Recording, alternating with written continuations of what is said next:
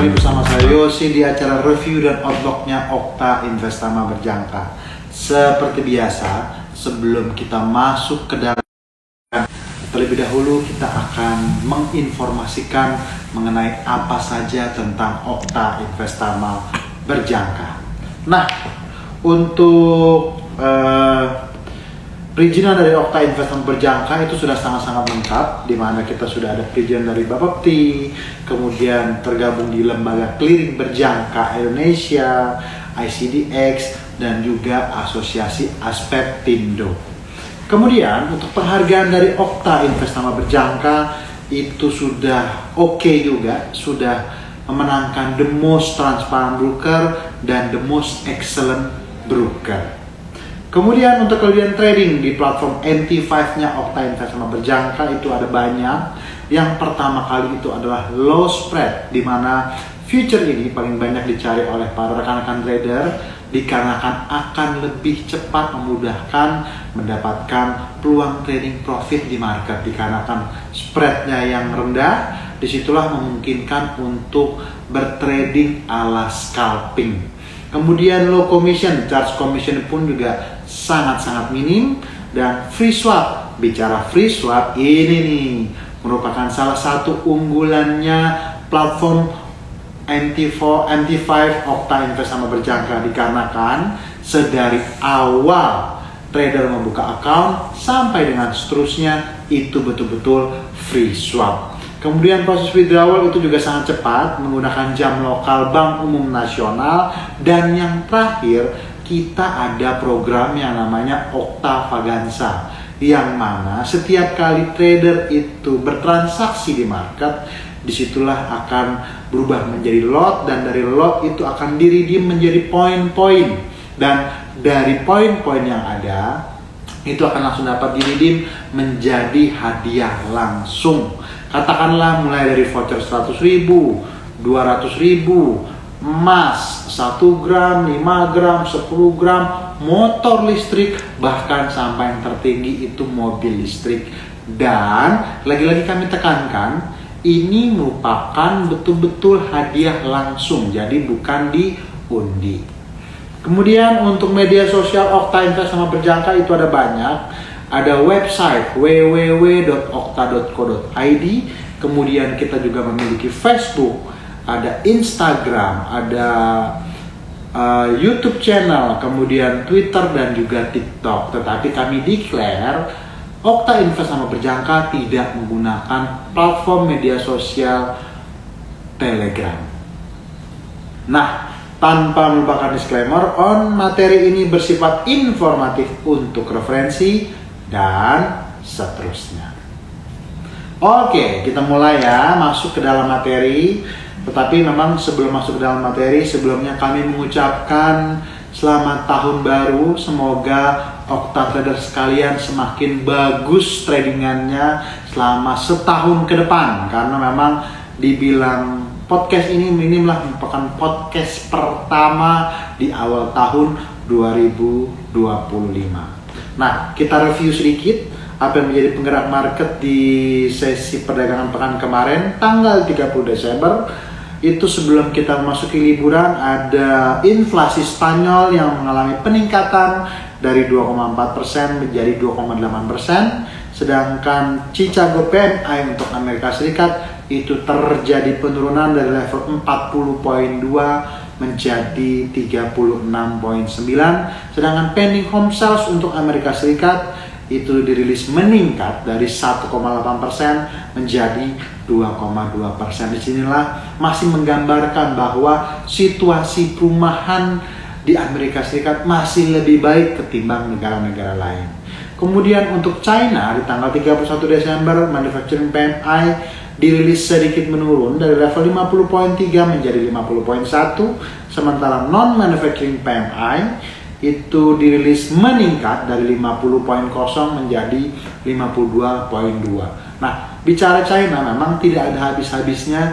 China pada saat ini berusaha bagaimana caranya untuk kembali meningkatkan pertumbuhan ekonominya. Nah, kalau pertumbuhan ekonomi China itu menggeliat, biasanya nih secara normal yang paling terutama terdampak itu adalah peluang untuk bertransaksi di minyak, dikarenakan China biar bagaimanapun adalah konsumen nomor 2 terbesar di dunia untuk menggunakan bahan bakar minyak. Kemudian di tanggal 2 Januari itu sudah ada berita unemployment claims atau klaim pengangguran Amerika Serikat yang terjadi penurunan dari level 220.000 menjadi 211.000, lagi-lagi menandakan bahwa pasar ketenagakerjaan Amerika Serikat itu menguat atau cukup oke dibandingkan negara-negara utama lainnya di dunia. Kemudian Final Manufacturing PMI itu juga dirilis meningkat dari level 48.3 menjadi 49.4, dan crude oil inventories rilis juga mengalami peningkatan dari minus 4,2 juta menjadi minus 1,2 juta. Sementara di sesi perdagangan Jumat, ISM Manufacturing Amerika Serikat itu terjadi peningkatan. Inilah yang saya maksud berkali-kali dari awal. Disitulah dikatakan bahwa Amerika Serikat data-data ekonominya sementara ini memang masih lebih baik ketimbang dari negara-negara utama lainnya.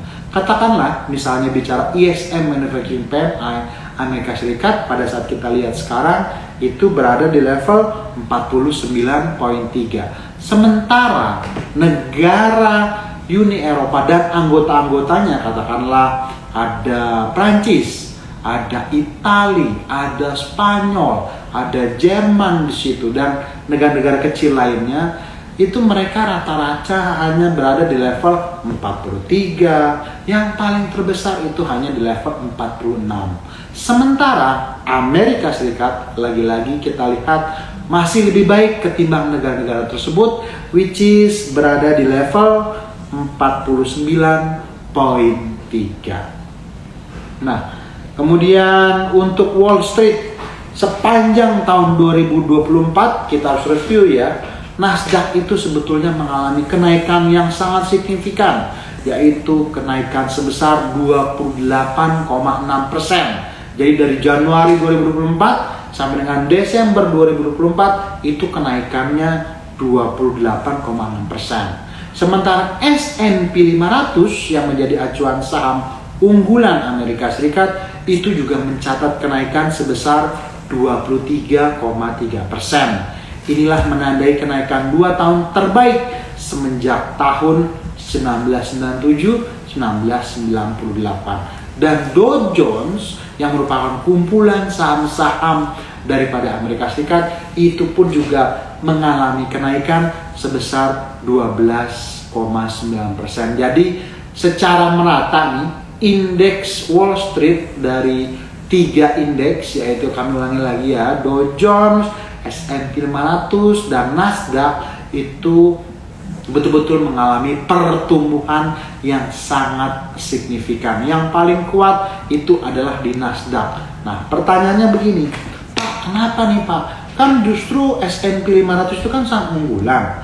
Nasdaq itu kan cuma sekedar saham yang berada di sektor teknologi, yang otomatis.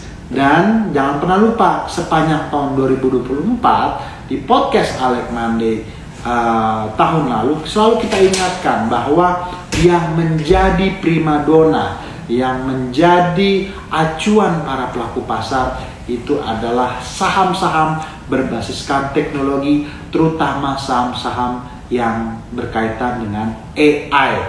Sebagai pionir awal itu adalah Nvidia awalnya nih, tetapi endingnya secara berkelanjutan akhirnya diikuti sama rival-rivalnya. Katakanlah Apple, katakanlah Google, katakanlah Amazon, gitu loh. Semuanya akhirnya berbondong-bondong masuk ke dalam teknologi dan industri AI. Dan sedikit informasi nih, tanpa kita sadari sebetulnya di platform media sosial yang kita untuk pakai berkomunikasi sehari-hari, WhatsApp, itu pun juga sekarang sudah ada Meta AI. Di Instagram ada Meta AI. Jadi untuk kita mengeluarkan pertanyaan apapun itu langsung cepat dijawab oleh Meta AI. Nah, itulah yang saya maksud. Akhirnya kaitannya dengan apa yang kita transaksikan di market, Nasdaq mengalami lonjakan yang paling tertinggi di tahun kemarin 2024, yaitu sebesar 28,6%. Jadi masih terbuka peluang nih di tahun 2025, karena kan seperti biasa Okta itu produknya juga ada untuk bertransaksi di indeks saham. Karena bicara Wall Street, kita juga ada Kospi, kita juga ada DAX, ada FTSE dan yang lain. Jadi ya bicara peluang di market bukan hanya Wall Street saja ya, tetapi kalau bicara Wall Street yaitu dia Nasdaq lagi terbuka peluang. Tetapi ya bukannya dalam artian naik terus ya, enggak begitu juga konsepnya. Karena kalau misalnya bicara bertransaksi di market, tetap waspada sama koreksi pergerakan turun time frame H1, H4 bahkan D1. Kemudian kita lanjut ke minyak. Nah, kalau harga minyak beda sendiri nih. Kalau minyak di tahun 2024 itu justru malahan mengalami penurunan sebesar 3%. Dan hal ini sudah merosot selama 2 tahun berturut-turut. Dikarenakan apa? Nah itu dia, China biar bagaimanapun itu merupakan konsumen minyak terbesar nomor 2 di dunia. Dan kalau kita ikuti day to day, week to week, month to month, berita-berita seputar China itu biar bagaimanapun masih tergoncang sama yang namanya krisis properti dari Evergrande. Nah, disitulah akhirnya animo masyarakat mengalami, wah nanti permintaan dari China terganggu nih, gitu loh. Dan disitulah salah satu faktor penyebab yang menyebabkan harga minyak itu akhirnya mengalami penurunan. Lonjakan yang paling tertinggi itu adanya di 2 tahun yang lalu. Loh, kenapa bisa begitu Pak? Karena pada saat itulah Rusia mulai perang dengan Ukraine 2 tahun yang lalu. Disitulah terjadi kekhawatiran nih dari masyarakat bahwa waduh nanti pasokan minyak terganggu. Nanti karena semuanya pasokan gas dan minyak ke Uni Eropa itu 90% berasalnya dari Rusia. Gimana ini nanti dampaknya? Disitulah akhirnya harga minyak meroket. Tetapi seperti biasa, disitulah nanti akan ada adjustment. Seiring dengan waktu berjalan, dibangun nih pipa baru yang itu diambilnya dari Norwegia, dari Denmark. Nah, disitulah ada jalur pipa gas yang dari Qatar, dari Amerika Serikat bisa tetap mengirimkan minyaknya itu atau gasnya itu ke negara Uni Eropa secara keseluruhan. Nah, disitulah akhirnya harga minyak, harga gas bumi mengalami penurunan secara signifikan. Ke harga normal di range 70 sampai dengan 80. Dan pada saat kita lagi berkomunikasi sekarang, harga minyak itu berada di level $74 per barrel. Kemudian kalau bicara emas di tahun 2024, pembelian bank sentral yang kuat, ketidakpastian geopolitik, kemudian pelonggaran kebijakan moneter mendorong kenaikan harga emas sebagai aset safe haven yang memecahkan rekor pada tahun 2024. Kenapa dibilang rekor? Karena begini, kenaikannya itu sebesar 27%. Itu nggak main-main. Mendorong ke level tertinggi sepanjang masa di angka 2.790 pada tanggal 31 Oktober. Nah, begitu menyentuh level harga tertinggi sepanjang masa itu, disitulah akhirnya harga emas mengalami pergerakan koreksi yang cukup signifikan ke level 26, ke level 25, dan yang paling terendah itu 2.585. Tetapi pada saat lagi-lagi kita berkomunikasi sekarang, lagi-lagi masih bercokol lagi, balik lagi ke area 2.630-an. Nah, disitulah tetap harus waspada untuk outlook tahun 2025. Emas biar bagaimanapun secara kenaikan itu akan dihambat oleh satu, perang tarifnya Donald Trump. Yang kedua, ada kepastian bahwa Fed mengeluarkan tensi atau testimoni bahwa untuk pemotongan suku bunga Bank Sentral Amerika Serikat hanya dilaksanakan sebanyak 2 kali. Nah, itulah yang kira-kira 2 hal tersebut yang akan menghambat pergerakan emas untuk ke atas. Sementara kalau yang mendorong harga emas untuk ke atas, ingat, biar bagaimanapun geopolitik saat ini belum betul-betul selesai. Nah, itulah untuk emas. Oke. Nah, untuk pekan ini masih banyak nih yang kita bisa sampaikan kepada Okta Trader sekalian. Karena sedari sesi Senin saja itu sudah ada pengumuman inflasi untuk Jerman yang dirilis meningkat dari minus 0,2% menjadi 0,3% atau mengalami kenaikan sebesar 0,5%. Tetapi secara keseluruhan pada saat pekan ini, yaitu dari tanggal 6 sampai dengan tanggal 10 Januari 2025, secara keseluruhan seperti biasa, yang menjadi primadona, yang menjadi fokus Okta Trader sekalian itu adalah sepaket ketenaga kerjaan dari Amerika Serikat yang dimulainya besok nih, Selasa job opening, kemudian Rabu ADP, kemudian Kamis klaim pengangguran atau unemployment claims, kemudian hari Jumatnya itu nanti akan ada sepaket data tenaga kerjaan ala non-farm payroll. Tetapi ingat, jangan pernah lupa, kalau bicara non-farm payroll, yang diperhatikan jangan hanya ada satu Okta Traders, tetapi ada 3, yaitu unemployment rate, average hourly earnings, dan non-farm payroll. 3-tiganya itu harus tetap diperhatikan untuk memberikan insight kemana nih kita tradingnya, apakah buy atau sell terhadap indeks US dollar. Kalau kita langsung loncat ke arah non-farm payroll, average hourly earnings dari 0,4 menjadi 0,3, kurang bagus untuk dolar. Kemudian non-farm employment change dari 227.000 menjadi 154.000, kurang bagus untuk dolar.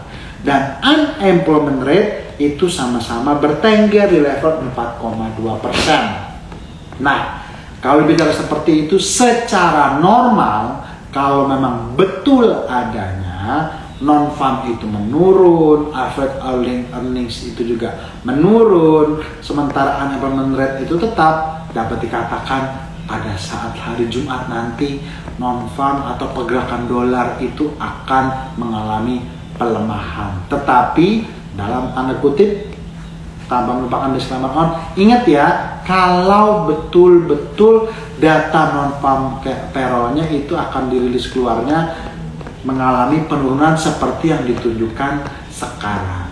Tetapi kalau tidak, nah itu akan beda lagi tuh konsepnya. Tetapi jangan khawatir, kalau bicara Okta Invest sama berjangka, setiap hari, daily basis, setiap hari itu akan diterbitkan atau di broadcast sama tim marketing kami atau customer service kami untuk trading plan signal apa sih yang lagi hot, yang lagi in pada saat hari ini.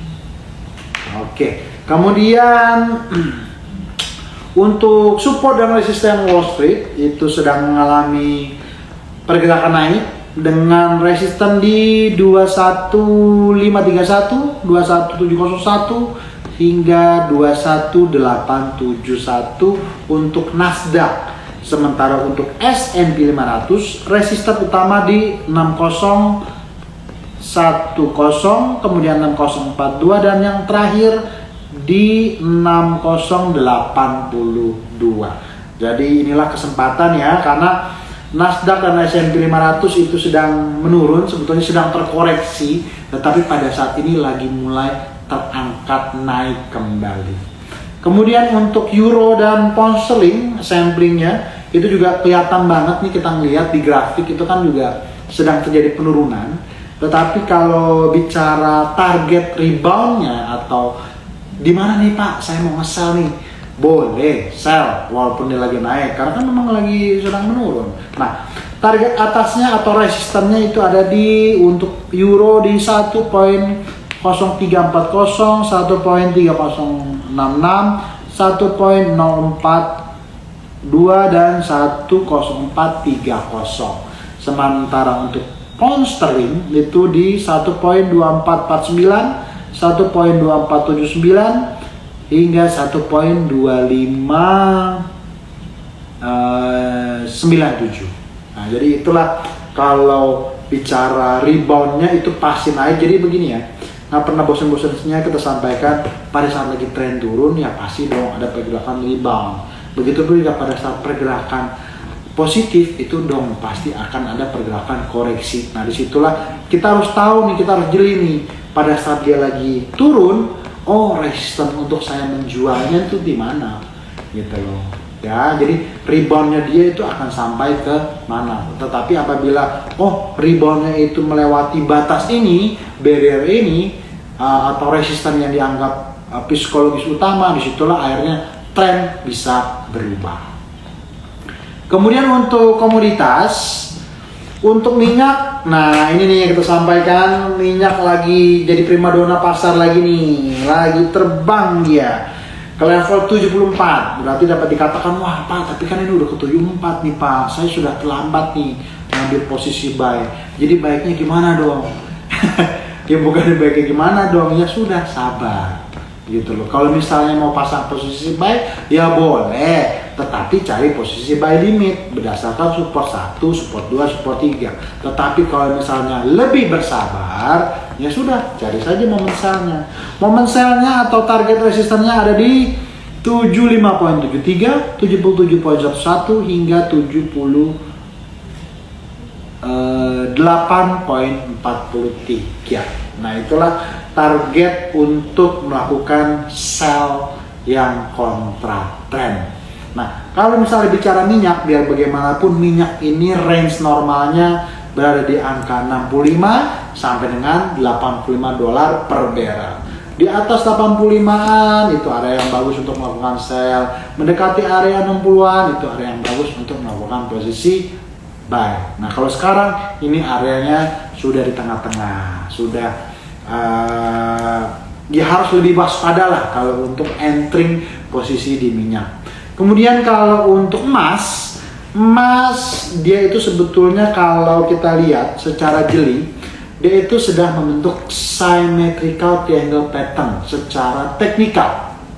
Nah, akan dapat dikatakan dia akan menjadi tren bawah kalau dia menembus trend channel yang bawah. Dalam hal ini itu angkanya berada di 2600. Nah, barriernya 2600 sampai dengan 2580 itulah merupakan support psikologis utama emas saat ini. Apabila 2580 itu berhasil true breakout, maka dapat dikatakan emas akan kembali terkoreksi cukup dalam ke bawah. Karena seperti yang disampaikan tadi, ingat, biar bagaimanapun emas itu terhadang pergerakan naiknya dikarenakan yang pertama, dia sudah sehabis menyentuh level tertinggi sepanjang masa di 31 Oktober yaitu di 2790.